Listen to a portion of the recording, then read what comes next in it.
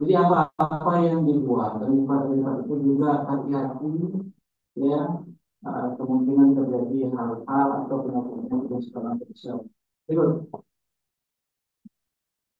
Ini seperti sumber bahan makanan kalian baca saja, sudah sebagai bahan bantuan.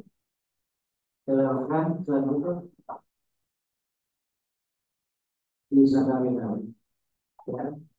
Bisa kami prosa, gula, ini sudah saya sampaikan tadi, cepat meningkatkan gula dalam darah, bagi cepat penggunaan energi, kemudian batasi penggunaannya karena yakni kita pada penderita diabetes, dan juga hati-hati kalau misalnya dalam keadaan hipertensi ini. Tapi ini untuk kita ketahui sumber energi yang paling cepat, reaksi dalam metabolisme cepat menggunakan enzim pada penderita pada kelompok kelompok yang membutuhkan energi dalam cepat, dalam bentuk yang cepat, pada atlet. Nah, pertama atlet yang terlatih, supaya atlet itu juga jangan sampai nanti kurang lebih. Nah, ini kita harus prestasi ya, kedokteran olahraga bisa karya ini menjadi tumpuan fokus di ilmu kedokteran olahraga, bisa karya ini menjadi fokus untuk sumber energi. Nah, maksudnya adalah bagaimana tubuh manusia dapat membentuk energi dalam waktu yang singkat. Oleh karena itu, prestasi olahraga Indonesia harus memperhatikan bisa kali ini. Takutnya apa? Selama bertanding baru satu ronde atau baru satu babak, lagi seragam. Ya, sepak bola kita juga kadang-kadang ya di babak kedua itu sudah mulai dulu. Jadi uh, menjadi perhatian pada atlet atau pertandingan kebutuhan bisa terjadi. Ya. Sukrose berikut laktosa. Laktosa ini sering disebut gula susu, tidak larut dalam tidak larut dalam air dan tidak manis tapi lambat dicerna dan sangat membantu untuk faktor usus dan vitamin K dan absorpsi kalsium. Nah, saya menceritakan satu kasus di negara tertentu, di negara kita lah, juga kalau terjadi kurang gizi dalam jumlah banyak dan lama.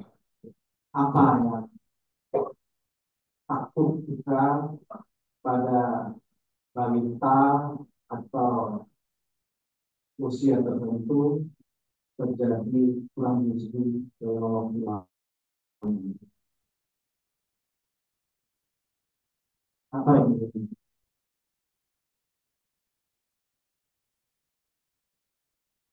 Gizi mati, ya. Sistem enzimnya nanti takut kurang. Karena kalau kurang gizi pasti kurang protein.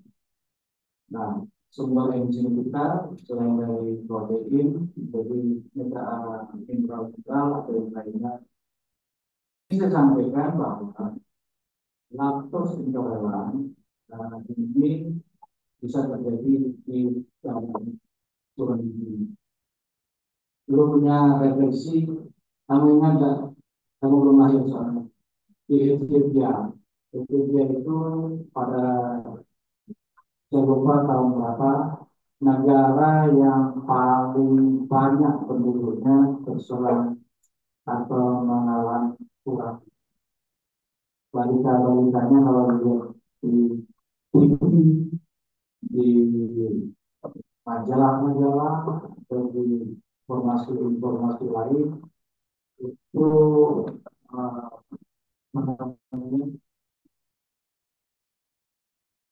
tumbuh tumpangnya sangat terbaik, kurus-kurus semua, hanya tinggal tulang-tulangnya saja. Sebenarnya ototnya tidak ada. Yang paling parah juga adalah susu menggunakannya. Sehingga kalau pada saat dibantu memberi makanan, hati-hati dia tubuh harus beradaptasi. Tidak semudah itu bantuan makanan yang diberikan bisa diabsorpsi, bisa dicerna oleh tubuh. Nah, yang takutnya pada saat memberi makanan itu hasilnya jadi apa ya? Yang paling sering menjadi di jari atau perutnya kami. Jadi dari startingnya tidak baik, kondisi ngantuknya tidak baik, sehingga terjadilah itu kesulitan. Uh, Kalau misalnya pada bayi ini laktos intoleran, kasih susu, susunya nggak bisa dicerna, susunya nggak bisa dicerna, sehingga timbullah diari atau ini. Itu kan menjadi repot. Dari sisi kita harus meningkatkan badannya, dari sisi terjadi diari yang susah diatasi. Jadi hal-hal yang demikian dampak-dampak kekurangan gizi pada penyakit palingnya pada laktos intoleran. Contoh yang paling sering apa? Kasih susu atau minum susu. Tidak semua orang merespon terhadap minum susu. Ada orang minum susu satu bulan, susu tidak. Kita apa yang dilakukan dalam tubuh? Salah satunya adalah laktos intoleran. Oke, ya, banyak pada olahan-olahan roti merupakan makanan-makanan yang apa yang saya bilang saya sudah mengurangi makan ini, sudah mengurangi makan itu, tapi banyak makanan yang mengandung olahan roti. Nah, ini juga bisa menjadi apa namanya itu olahan menjadi terbentuk bisa dari lainnya sehingga pada bulan dalam darah meningkat. Muslim maksudnya saya nggak makan nasi, saya nggak makan apa. Nah, ternyata banyak makanan olahan roti. Kok gula darahnya saya masih tinggi? Itu karena ini merubahnya ya, dalam bentuk bisa karya lainnya. Jadi itu yang harus kita tahu bahwa olahan-olahan roti ini juga laki-laki dapat juga meningkatkan kadar gula di dalam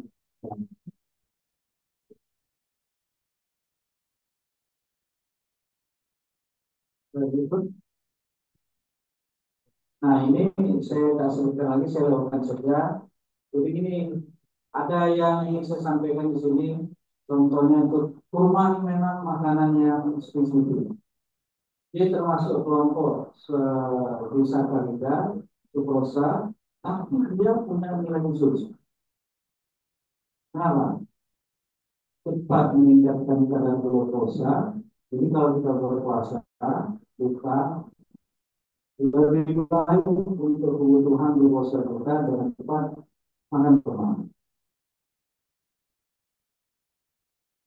Ya, makan kurma. Sehingga memang betul apa yang apa namanya di nasihatkan Nabi pada saat itu kurma. Dan nilainya apa lagi? Kurma itu banyak seratnya. Saya pernah baca riset orang yang biasa mengkonsumsi kurma, dia tidak obes. Pertanyaan kenapa dia tidak obes? Karena kurma banyak seratnya. Gitu ya. Jadi apa-apa yang dianjurkan Nabi itu betul menjadi pedoman untuk konsumsi kita sehari-hari. Ya.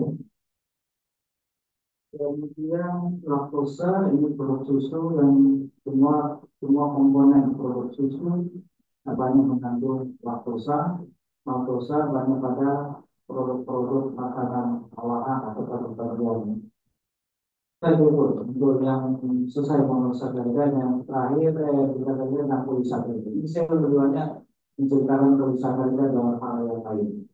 Dan tepung, dextrin dan satu lagi saya kira glikogen dan selulosa. Saya mau dari zat tepung. Iya.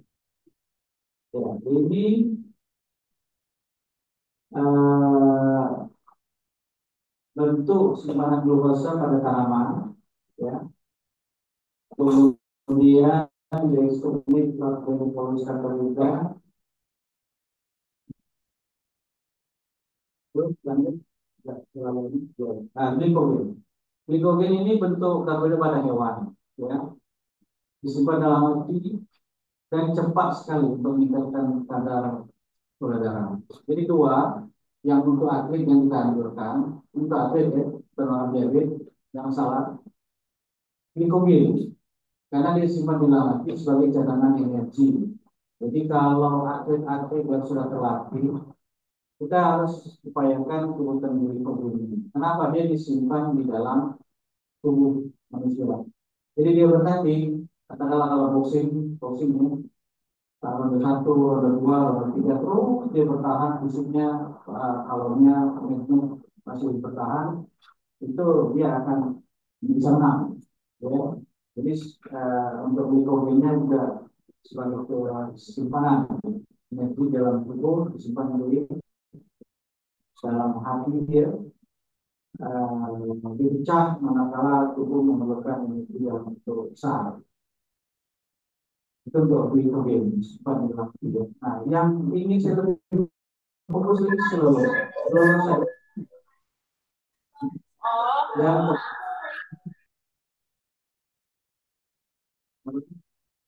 halo. Yang lain tutup aja ya. Ya udah ya. Nah, ada dua ini yang larut air sama yang tidak larut air. Ya, yang larut air itu gam sama pektin, yang tidak larut air selulosa dan ini saya jujur ya, ini sumber bahan makanannya terus terus ya terus. Nah, saya kembali lagi ke selulosa. Ya, orang Indonesia dianjurkan dalam makanannya sehari-hari, baik untuk menjaga fungsi sistem pencernaan, itu dianjurkan untuk makan serat sebanyak 30 sampai 40 gram dalam begitu. Ya. Apa yang unik dengan serat yang terbagi dua nih? Ada yang larut air, ada yang larut dan tidak larut, ya, tidak larut air. Nah, kalau yang larut air, dia bisa masuk itu ke dalam pembuluh darah, aliran darah, yang fungsinya dapat mengikat kolesterol. Dapat mengikat kolesterol. Jadi, maksudnya orang-orang yang kadar kolesterolnya tinggi atau orang-orang yang banyak mengkonsumsi lemak, ya, supaya menjadi penetralnya, dianjurkan untuk mengkonsumsi serat yang jenisnya apa? Yang jenisnya larut dalam air, supaya dia dapat mengikat kelebihan kolesterol atau LDL, ya, di dalam aliran darah. Itu keuntungannya. Nah, sekarang apa keuntungannya yang tidak larut air? Nah, serat yang tidak larut air ini berfungsi untuk fungsi peristaltik tisu.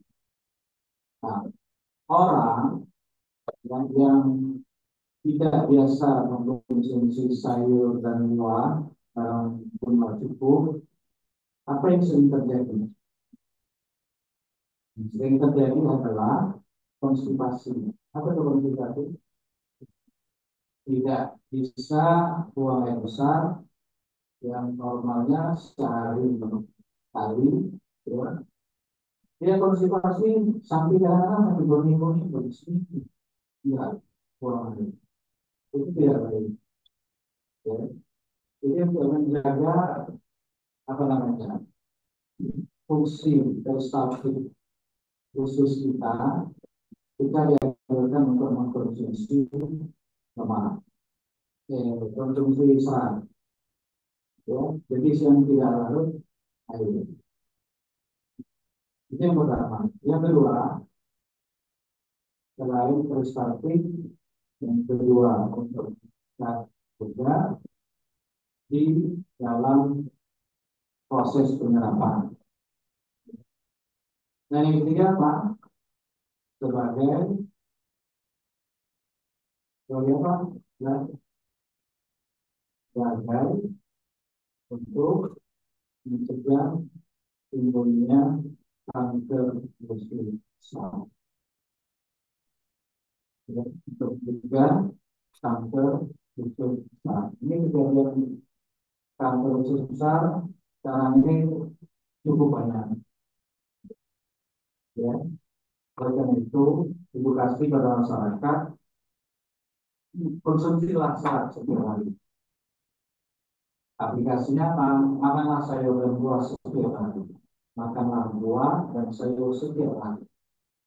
Itu sudah jaminan untuk kita mengkonsumsi serat. Tapi hati-hati, mungkin kalian sudah tutorial interaksi uh, obat, interaksi serat itu juga dengan mikronutrien lainnya. Itu contohnya di sini. Saya dulu punya pasien dulu, uh, dia mau menurunkan berat badan. Edukasi yang didapatnya banyaklah mengkonsumsi serat. Supaya apa? Supaya tetap kenyang. Kemudian di dalam seratnya tetap kenyang. Artinya laparnya lama gitu baru lapar. Paling nafsunya dia untuk cepat kurus karena nilai kalorinya rendah, ya. Berarti bisa menahan lapar, sehingga asupannya lebih rendah. Lama-lama pasiennya jadi anemia. Nah pertanyaannya kok bisa anemia? Orang-orang yang banyak mengkonsumsi serat terlalu banyak ya. Kok bisa menimbulkan anemia? Karena di dalam usus serat yang berlebihan itu dapat meningkat besi, sehingga besi tidak diabsorpsi. Itu jadi ya. Jadi itu tidak edukasi kalau misalnya ada penderita anemia, jadi diberi apa namanya besi preparasi, ya, supaya besi ini diabsorpsi dengan cepat dengan jumlah banyak. Ya. Kita juga harus memberi selang waktu dalam proses pencernaan itu. Kalau misalnya makanan kita terlalu banyak serat, artinya jangan bersama-sama. Paham ya, maksudnya jangan bersama-sama karena kalau bersamaan pada akhirnya dia akan diikat oleh serat yang ada sehingga besinya tidak dapat diserap di dalam suhu. Jadi ada maksudnya interval waktu karena berserat itu kan bergerak ya, jadi ada timing yang harus diberikan, tapi jangan bersamaan. Tapi juga dalam kondisi seratnya jangan terlalu banyak. Jadi dia akan berinteraksi antara serat dengan mineral tertentu. Dia bilang, pakainya kok dia turun berat badannya. Nanti kok makin lama makin pucat. Kita pasti cek di apa di selera, di apa di tubuhnya kok pucat gitu. Tapi sehari ini kok harinya enam. Jadi hati-hati juga yang demikian. Jadi intinya pada ini selesai ini ada yang larut air, ada yang tidak. Jadi fungsinya macam-macam fungsi yang harus kita dapatkan. Dan berikut bisa bahan makanan atau yang itu tadi? Bahan makanan boleh spesial. Kalau bahan makanan baca aja asam, sudah. Sebelum saya pindah ke liquid lemak, apa yang harus kita simpulkan di karbohidrat ini? Sekali lagi, karbohidrat adalah sumber utama, ya, berkaitan dengan pola makan, berkaitan dengan daya beli, misalnya. Pola makan berkaitan juga dengan negara Indonesia, Amerika, Eropa, dan lainnya berbeda dengan konsumsi karbohidrat. Nah, dalam hal untuk memilih mana yang apa namanya berpengaruh terhadap indeks glikemik juga energi pelajari, ya. Kemudian juga mana yang memudahkan untuk mengatasi itu glikemik, ya. Kemudian mana yang kita butuhkan untuk cadangan energi yang cepat pada populasi aktif, ya. Kemudian untuk jenis polisakarida mana yang bermanfaat untuk kita targetkan dalam keadaan tertentu. Jadi secara simpulan karbohidrat ini saya ingin menyampaikan kepada kalian bahwa pemilihan jenis-jenis karbohidrat ini ada hubungannya. Kalau kita jaga jangan sampai kita ini banyak makan karbohidrat sehingga menimbulkan obesitas. Jalur metabolismenya saya tidak sebutkan lagi, saya tidak punya. Kemudian jenis-jenis yang harus kita jaga dan bentuk makanan yang harus kita jaga untuk kenaikan gula di dalam darah. Ya, ini banyak edukasi di masyarakat yang memiliki. Contohnya pemilihan dari buah-buahan, buah-buahan yang kandung sama yang tidak kandung. Kenapa harus kita ambil yang tidak kandung? Sehingga tidak khawatir pada peningkatan kadar gula darahnya di dalam.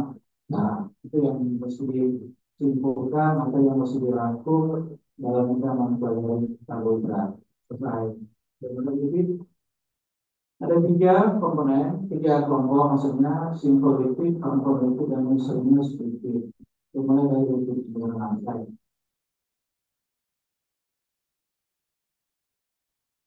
Terdiri dari asam lemak, lemak netral, dan esternya.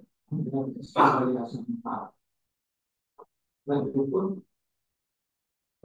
nah, alpha-lipid ya dari fosfolipid, glucolipid, dan lipoprotein. Nah, kita lihat satu lagi, fosfolipid. Tunggu, fosfolipid. Yang fosfolipid ya, fosfolipid. Kenapa sih bilang tadi jangan terlalu khawatir dengan lemak? Memang betul. Kelebihan lemak di dalam tubuh pasti betul, itu pasti. Tapi juga tidaklah kita dalam edukasi pada peserta tidak dijalankan makan lemak. Jadi yang lemak bagaimana? Ini kan kita harus memberikan nasihat untuk pasien atau kita lemak yang bagaimana yang harus kita konsumsi dulu. Sekarang saya mau contohnya fosfolipid. Fosfolipid itu kalau kita lihat apa fungsi? Coba kita lihat. Fungsi fosfolipid itu apa? Nah, fungsi utamanya adalah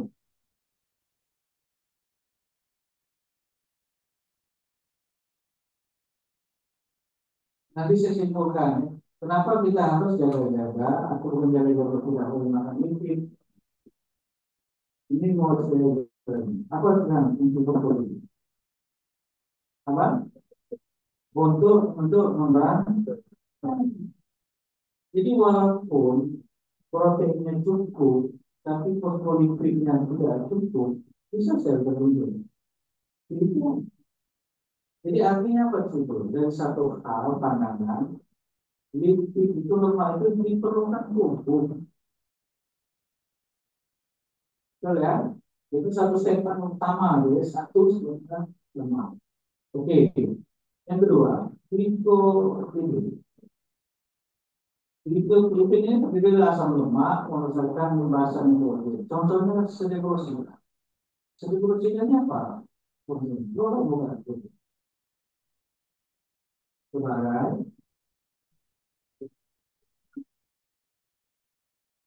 sebagai apa? Hah?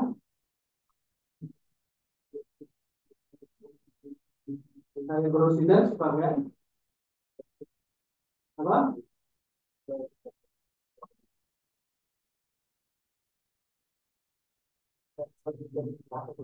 Namanya?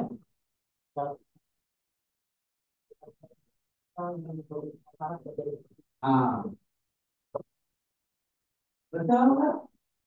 Jadi kita kalau mahasiswa kedokteran harus tahu itu. Jadi jangan takut dengan lemak, tapi lemak yang bagaimana yang harus dibutuhkan, mana yang harus kita jaga-jaga tidak berlebihan di dalam itu. Paham ini ya? Nah, kalau semua kita nih tidak makan lemak atau kurang lemak atau kurang bukan lemak bahasa Palembang, lemak bahasa Palembang tuh kena. Ini lipid namanya, lipid itu jadi. Nah, kita kan harus makan lemak gitu. Jangan salah kaprah kita memberikan edukasi kan gitu. Ada kita lihat satu-satu komponennya ini kan memang berfungsi pada tubuh manusia. Gitu. Nah, kenapa tadi selalu bersihkan? Sebab lagi biar semua tahu apa bahwa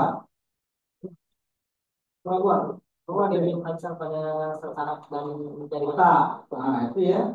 Nah, kemudian sel saraf itu apa mielin itu ya, sarung mielin itu apa itu?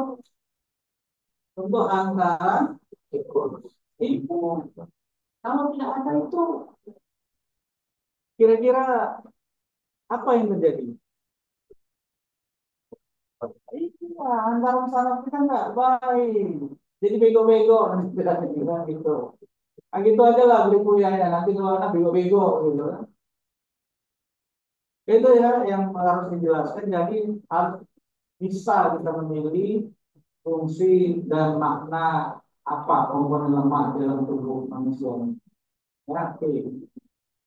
Berikut lipoprotein. Nah, ini lipoprotein ini partikel lipid dan protein. Nah, ya memang ada ya kolesterol total, LDL, ada HDL, dan trigliserida. Betul ya? Nah, sekarang pertanyaannya, kolesterol itu fungsinya itu sudah tahu. Apa fungsinya? Tiga. Coba karena biar tahu semua fungsi kolesterol. Buka Google.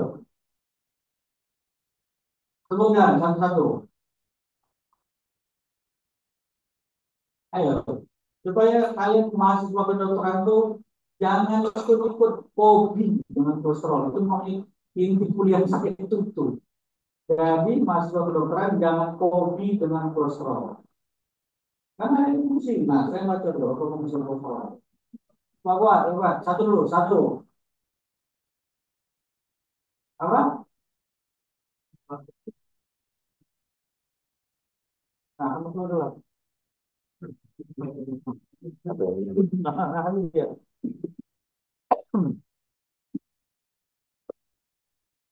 Nah, ya, saya hanya memberikan supaya mahasiswa kedokteran tidak salah.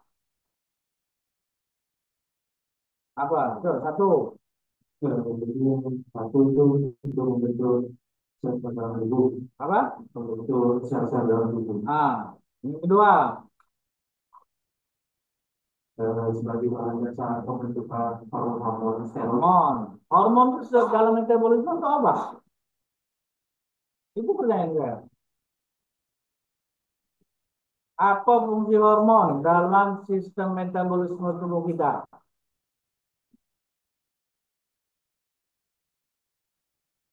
Apa?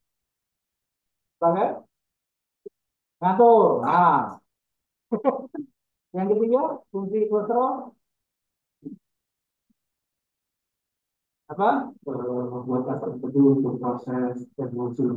Itu dia yang penting saya harus sampaikan itu. Paham ya?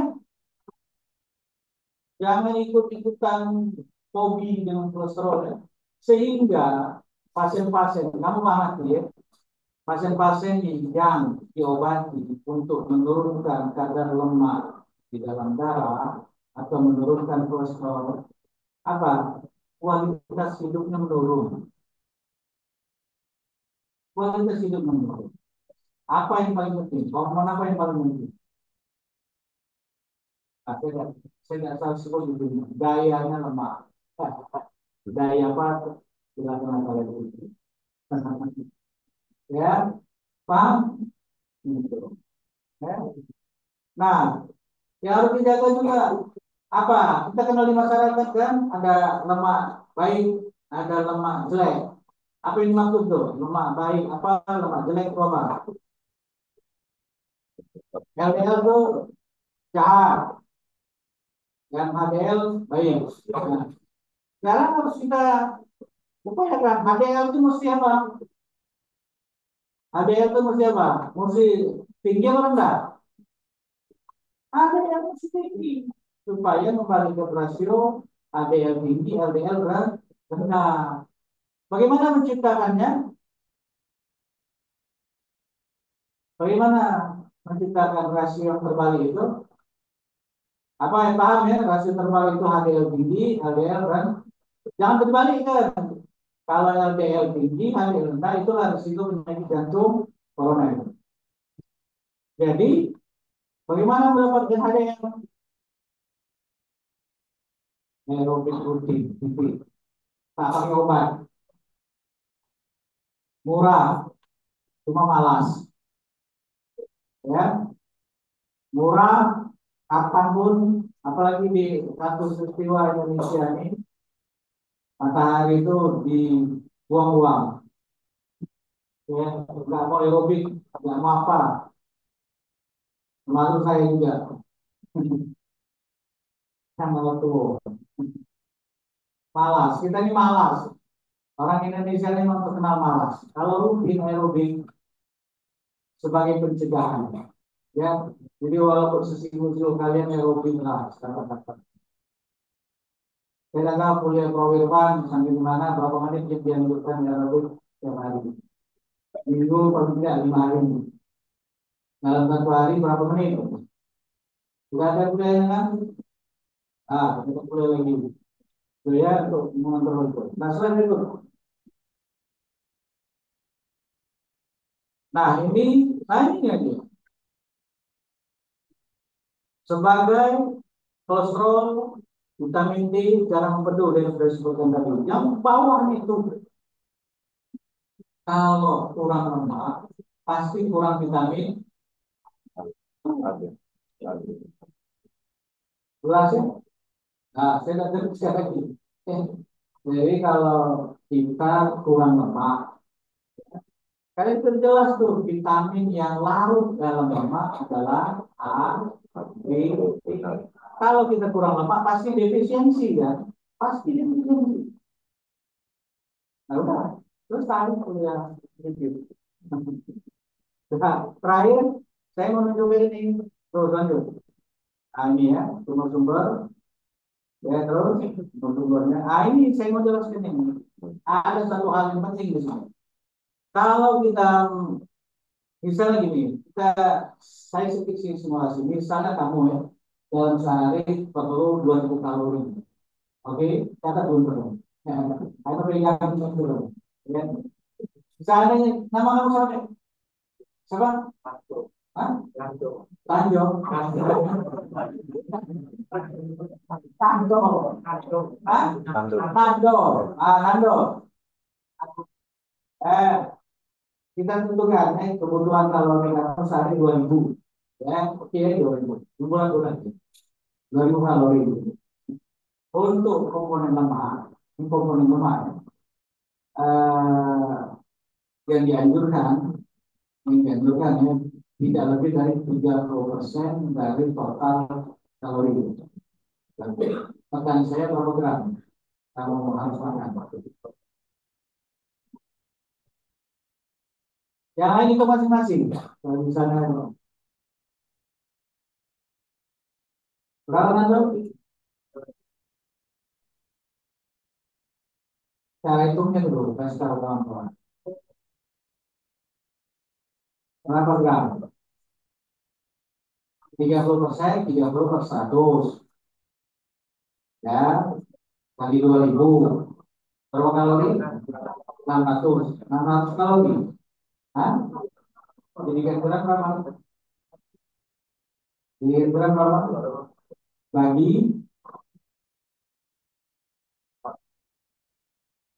bagi, itu nggak boleh itu. Dokter Amel sama dokter apa? Ada apa sih? Tuh. Bagi, bagi berapa? 9. Ya, jadi berapa? Satu. Berapa? 66 gram. Ya, ya, bulatkan aja lah. Nah, itu ya. Dari ketentuan 30% itu Anda turun lagi. Ya, di bawah 10% dan 30% dari 10%-nya baik sebaiknya adalah lemak yang dengan asam lemak jenuh. Nah, ya, asam lemak jenuh. Asam lemak jenuh itu apa? Ini. Sehingga dari 30% itu bersisalah yaitu bisa antara 8% sampai 10% itu lemak asam lemak jenuh. Artinya 20% asam lemak tak jenuh. Nah itu yang tak jenuh itu nah tuh yang omega omega itu semua itu. Ya, oke, itu yang dianjurkan. Ya, itu 20%-nya ada lagi aturannya itu.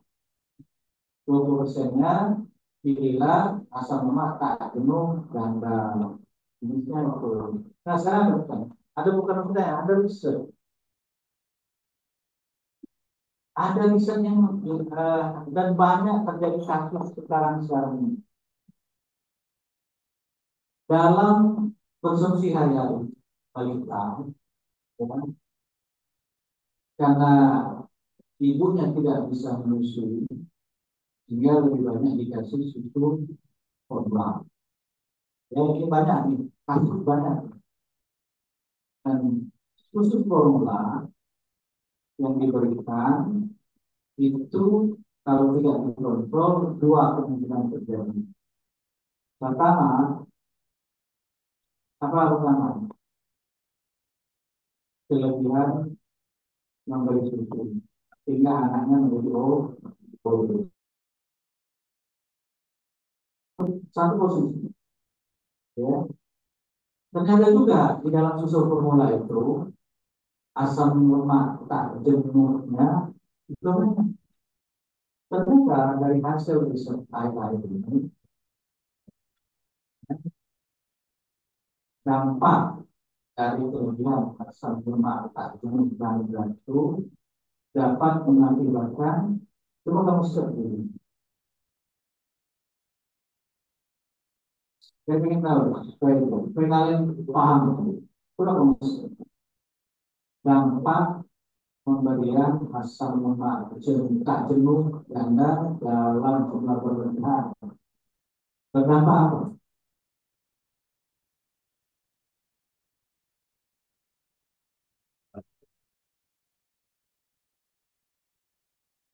Yang juga 42 ini, 42 ini.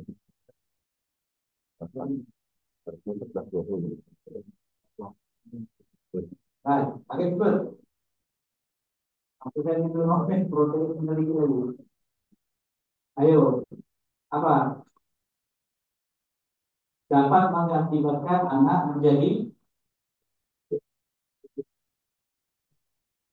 juta. Itu lagi obes kan? Yang banyak bisa terjadi dampaknya. Jantung. Akan jantung. Kan? Apa? Mental. Gangguan mental. Gangguan mental. Apa? Ini mental itu. Gangguan apa? Mental itu. Mental. Mental. Anaknya menjadi hiperaktif. Saya mau, saya minta kalian pergilah ke mall-mall. Ya, lo ngapain sekarang suruh ke mall? Kamu lihat di mall. Anaknya apa? Anaknya gemuk-gemuk. Gemuk-gemuk. Tapi itu aktif. Gemuk liar anaknya. Harus banget aktif dan logika kita. Anak gemuk kan susah, susah gerak kan. Ya, ini kalau saya lihat, kalau gemuk, ya, apa yang lihat anak-anak. Anak itu mau tapi atau orang lain itu lasa, tahu kan lasa? Itu pegang.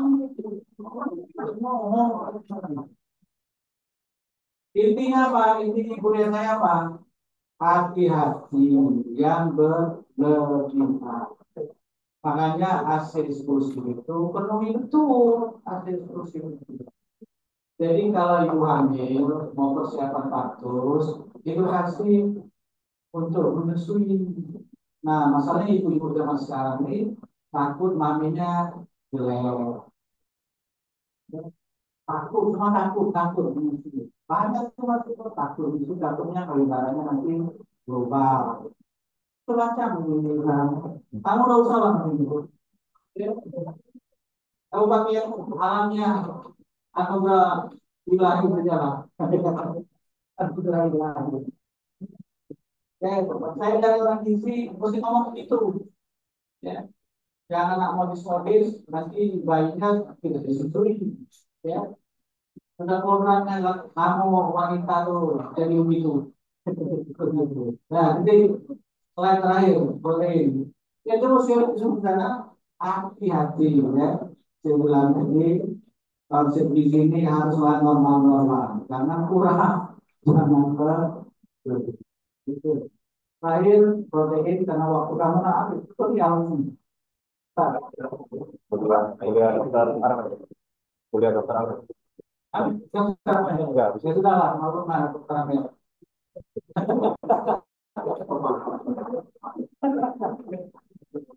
Udah protein. Nah, protein kan sumbernya dari dua. Ya, ada nabati, ada margarin. Ya. Terus setelah itu eh, yang nabati lebih banyak pada tumbuh-tumbuhan, tapi kualitasnya sedikit lebih kurang dari hewani. Protein hewani ini lebih mudah dicerna, lebih lengkap asam amino esensialnya. Maksud saya ini kebutuhan protein dari hewani harus dipenuhi. Sekarang pertanyaannya, satu asam amino yang harus dipunyai pada anak-anak. Asam amino apakah itu?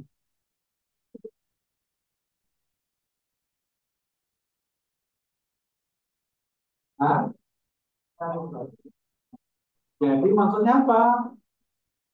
Protein hewani harus dipenuhi pada anak-anak dalam masa pertumbuhan karena asam amino itu tidak ada pada nabatinya. Karena pertanyaannya siapa dia? Paham maksudnya? Paham ya? Ayo, apa? Asam amino? Yang Zoom masih jelas ya suaranya? Halo? Masih tahu? Halo? Masih ya, ya oke. Ayo, ah, out, listen. Yang esensial ada berapa? Hah? 20. Pada balita lebih banyak atau lebih pada anak-anak? Lah, baca lagi 9. Nah, kawan kaji ada kawan kawan. Tugas kamu, tugas kamu. Yang satunya, yang pada balita apa?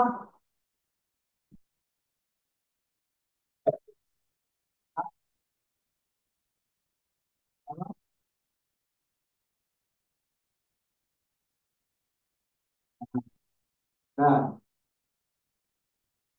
intinya saya lebih tinggi, saya bagi dua, ada yang nabati, ada yang hewani, bahwa yang hewani asal aminnya lebih lengkap. Ya, jadi jangan hanya bersumberkan dari protein nabati, tapi protein hewani juga harus dipenuhi. Kenapa? Esensialnya lebih banyak. Ya, protein yang penting. Nah, hanya protein ini sulit dan harganya mahal. Makronutrien ini yang paling mahal adalah protein. Kenapa? Dia fungsinya dua kan? Selain fungsi tadi sebagai energi dalam keadaan darurat, saya selalu bilang protein itu dalam keadaan darurat diperlukan untuk energi. Tapi fungsi utama yang sebenarnya adalah untuk pembentukan sel. Ya, pembentukan sel. Jadi jangan diganggu-ganggu fungsi protein itu untuk pertumbuhan sel. Yang paling penting juga protein juga untuk apa? Daya imun. Ya, jangan diganggu-ganggu. Makanya saya bilang di pendahuluan tadi, kalau sumber utama energi atau kalori, ambillah dari karbohidrat atau lemak. Tapi jangan ambil dari protein. Sehingga apa yang harus kita edukasikan? Jangan kurang makan karbohidrat, jangan kurang makan lemak. Apalagi disengaja-sengaja, karena dengan jam tertentu. Paham maksudnya ya? Nanti terganggu proteinnya. Saya diingatkan, orang-orang yang diet karbo. Metabolisme proteinnya. Rugi dua kali yang saya maksud. Paham ya? Jadi jangan merubah apa yang sudah Allah tetapkan. Makanan di dalam permukaan bumi ini diciptakan Allah itu untuk manusia. Tidak ada makanan di muka bumi ini yang tidak bermanfaat pada manusia. Pegang gitu ya. Tidak ada makanan yang tidak bermanfaat. Yang bisa dimakan ya. Nanti kalau bilang makan ini semuanya makan, batang-batang daun-daun itu kamu makan semua ya. Yang disebut makan manusia itu pasti bermanfaat. Pasti itu. Jaminannya, penjaminan saya itu. Oke, nah terakhir jangan lupa protein ini untuk imun, daya kekebalan. Dan itu sudah nanti kuliah lain. Nah, terakhir sebagai kebutuhan asam amino esensial dan sebagai pembentukan sel dan sebagai lengkap atau penyempurna sistem imunologi, sistem imun, protein ini juga sebagai apa namanya? Saya ingin mengatakan protein ini adalah bahan utama, bahan yang harus dicukupi, makronutrien harus dicukupi untuk tumbuh kembang anak. Ini itu yang saya ingatkan, yang ingin saya sampaikan pada kalian tentang protein. Ya, untuk tumbuh kembang anak. Nah, jadi kalau untuk kecerdasan dan sebagainya, apa yang dikatakan adalah protein dan beberapa komponen lemak tadi. Paham? Nah, sehingga pada anak balita supaya jangan terjadi stunting saya khawatir kalau stunting itu hilang satu generasi. Apa yang saya maksud hilang satu generasi? Anaknya, tumbuhnya, tinggi badannya, cembung-cembung, IQ-nya rendah. Itu yang saya bilang satu generasi. Saya dari orang muslim tidak mau terjadi itu. Jadi apa kebutuhan protein? dan kebutuhan beberapa komponen lemak. Dan yang satu, jangan terjadi kekurangan kalori. Ini pesan saya. Sehingga nasihat saya kepada ibu hamil itu jangan kurangi makan. Titik. Kalau bisa begitu menurut ibu hamil jangan kurang kalori. Nanti ada AKG-nya harus menambah 300 kalori. Jadi ibu-ibu nih, kalau ibu-ibu kalau dia hamil nanti misalnya dia dapat 2.200 kalorinya seperti dengan 2.000 ini 2.200. Kalau dia hamil dia harus tambah 300 kalori per hari. Jadi menu dia harus mengkonsumsi 2.500. Dong nanti berat badan saya naik. Memang harus naik berat badan ibu. Tidak betul. Saya memang harus naik berat badan ibu. Berapa berat badan ibu harus naik selama hamil? Orang Indonesia, populasi orang Indonesia untuk ibu hamil harus bertambah berat badannya 10 sampai 12 kilo dari berat badannya tidak hamil. Jelas itu rumus itu. Itu rumus. Jangan diganggukan dulu rumus itu. Apa yang dilakukan dalam diganggukan rumus itu? Anak yang dilahirkan BBLR titik. Dokter Amila memulai.